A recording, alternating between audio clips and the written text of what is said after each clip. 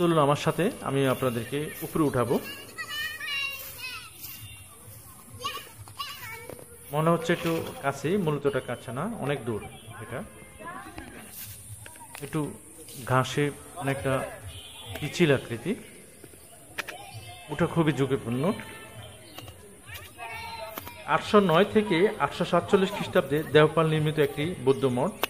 এখানে বহু গর্তযুক্ত একটি ছোট প্রস্তর খণ্ডের সঙ্গে ষাঁড়ের প্রতি আকৃতি একটি স্বর্ণপত্র পাওয়া গিয়েছিল। এই থেকে ধারণা করা যায় এখানে একটি বর্গাকৃতি শিব মন্দির ছিল। বিখ্যাত পর্যটক ইবনে বতুত এবং ইবনে ইউইংসাং তাদের ভ্রমণ কাহিনীতে এটাকে বৌদ্ধ মঠ রূপে উল্লেখ করেছেন। অনেকটা উপরে উঠে গেছি আমি, ঘুরে আসতে হবে, এখান থেকে সরাসরি উঠা যাবে না। মনে হচ্ছে অল্প একটু পথ, মূলত না, এটাতে উঠতে গেলে আমি পড়ে যাব, এর জন্য আমি ঘুরে আসছি।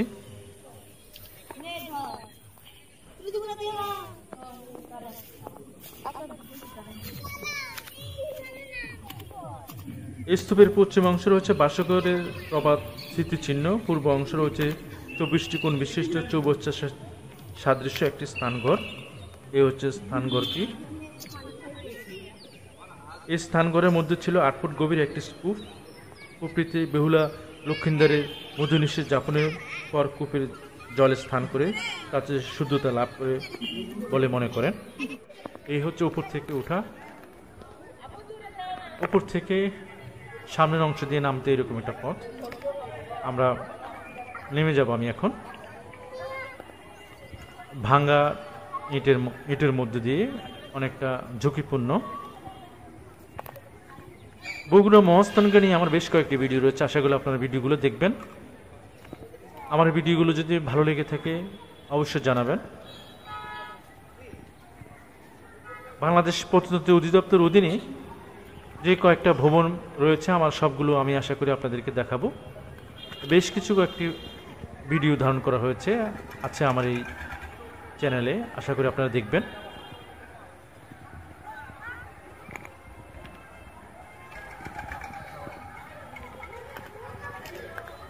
হচ্ছে নামার সিঁড়ি বলতে কিছু নয়, মানুষ নামতে নামতে সিঁড়ি হয়ে গেছে এই অংশটুকু।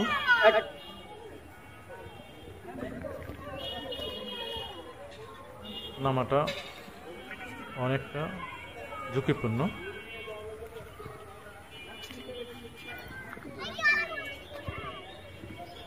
কোন পাশ দিয়ে নামবো চিন্তা করতে করতে আজকে